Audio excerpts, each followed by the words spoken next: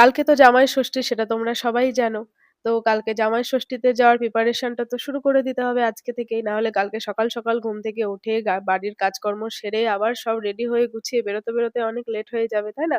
সেজন্য আজকে ভাবলাম কিছুটা কাজ এগিয়ে রাখি। আমার মতো তোমরা কারা বাড়িতে কানের, নাকের, গলার সব খুলে থাকো বলো তো? আমাকে বাড়িতে হঠাৎ করে দেখলে কেউ মনে হয় চিনতেই পারবে না। কেননা কানেরটা, নাকেরটা, গলারটা সবকিছু খুলে রেখে দিই। আমার প্রচন্ড বিরক্ত বোধ হয় সবকিছু পড়তে। যখন ক্যামেরার সামনে আসি তখন মনে পড়ে যা কানেরটা তো পড়া হয়নি। যাই হোক, তো তাড়াতাড়ি করে পরে নিলাম। ঘরের অবস্থা দেখো, বাইরে জামাকাপড় মেলতে আর জায়গা নেই বলে ঘরের মধ্যেই স্নান করে নাইটি মেলে দিয়েছি। আর আমার ঘর দেখো এলোমেলো হয়ে আছে। যত জুতোর বাক্স Flipkart এর, Amazon এর, মিশোর ব্যাগ-ফ্যাগ মানে যেগুলো পার্সেল আসছে সব কাগজপত্র সব এক জায়গায় জমা করেছিলাম পুড়িয়ে দেব বলে। হঠাৎ করে বৃষ্টি চলে আসার কারণে আর পোড়ানো হলো না। তো সবগুলো ঘরের কোণায় জমা করে রেখে দিয়েছি। ঘরটা প্রচন্ড অগোছালো হয়ে আছে। তারপরে ভাবলাম যে শাড়িটা বের করেই রাখি যে কালকে কি পরে যাবো। তো আমি ৩ টে শাড়ি বের করেছি। এই সবুজ শাড়িটা এটা আমার যা আমাকে এবার পুজোতে দিয়েছে। আর এই ব্লু কালারের শাড়িটা আমার হাসব্যান্ড আমার বিয়ের পর ১ম দুর্গাপুজোতে কিনে দিয়েছিল।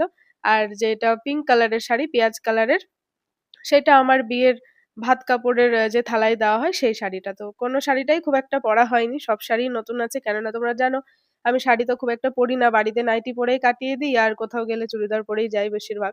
হ্যাঁ, যেখানে শাড়ি পরে যেতে হয় সেখানে শাড়ি পরেও যাই। তো ভাবলাম শুধু শাড়ি বের করলে তো হবে না, ব্লাউজ গুলোও বের করে রাখতে হবে। কেননা ওয়েটটা তো অনেক বেড়ে গেছে। কোন ব্লাউজ খুলতে হবে, কোনটা মারতে হবে সেগুলো আগে থেকে প্রস্তুতি না নিয়ে রাখলে তো লেট হয়ে যাবে।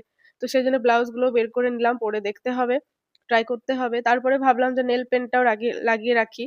হাতে নেল পেন্ট না থাকলে আমার মা ভীষণ ক্যাটক্যাট করে গেলে। বলে, "রাবণ রাক্ষসের মতো নখ রেখেছিস এত বড়, আর নখে নেল পালিশ লাগাতে কি সমস্যা হয়? নেল পালিশ যদি না লাগাতে পারিস তাহলে নখ কেটে ফেলবি।" মা সবসময় এই বকা দেয়। সেজন্য আমি নেল পালিশ খুব একটা ইউজ করি না, লাগাই না। লাগালেও আবার খুঁচিয়ে তুলে দিই। যাই হোক, কালকে যেহেতু ভালোভাবে সাজুগুজু করে যেতে হবে, সেজন্য ভাবলাম নেল পেন্টটাও লাগিয়ে নিই। সুন্দর করে নেল পেন্টটা আমি লাগিয়ে নিলাম। হাতে লাগিয়ে নিলাম। তারপর ভাবলাম যে ভালোই তো লাগছে। কেননা বড় নখে না নেল পেন্ট না লাগালে সত্যিই ভালো লাগে না। তারপরে ভাবলাম এই গোল্ডেন কালারটা দিয়ে কিছু ডিজাইন করব, কিছু কালাকারি করব। তারপরে ভাবলাম যে না, হ্যাজরা-ব্যাজরা করতে হবে না। যা আছে প্লেন ঠিক আছে। তারপরে ভাবলাম একটু পায়েও নেল পেন্ট লাগিয়ে নিই। পা কেন খালি লাগবে। তো বসে পায়েও নেল পেন্ট লাগিয়ে নিলাম। তো কিছুটা কাজ তো কালকের আজকেই গুছিয়ে নিলাম। কালকে সকাল উঠে তাড়াহুড়োটা একটু কম হবে। শাড়ি, ব্লাউজ গুলো সব বের করে রাখলাম। নেল পেন্ট লাগিয়ে রাখলাম।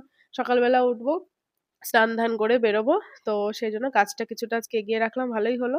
জামাই ষষ্ঠীতে যাওয়ার জন্য তোমরা কারা এক্সাইটেড বলো তো? আমার তো মনে হয় সব মেয়েরাই এক্সাইটেড থাকে বাবার বাড়ি যাওয়ার জন্য জামাই ষষ্ঠীতে। সুন্দর করে সাজুগুজু করে যাওয়া।